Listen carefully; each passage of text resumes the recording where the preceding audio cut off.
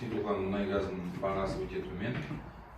Әрине бұл енді дүниежүзілік стандарт бойынша сұйытылған мұнай газының бағасы АИ 92 бензиннан 30% төмен болу керек.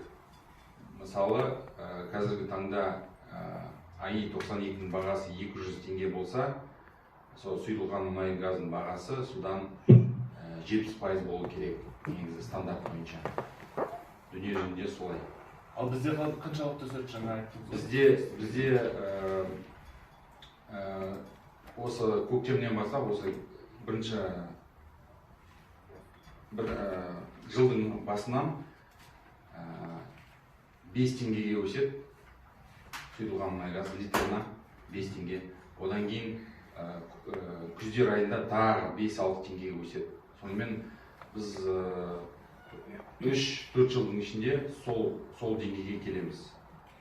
70%, бензиннің 70%-ына келеміз біз. Егер сол баға болса, біздің өндірушілеріміз өзіне табыс табуға шыға ма? Иә, шығады.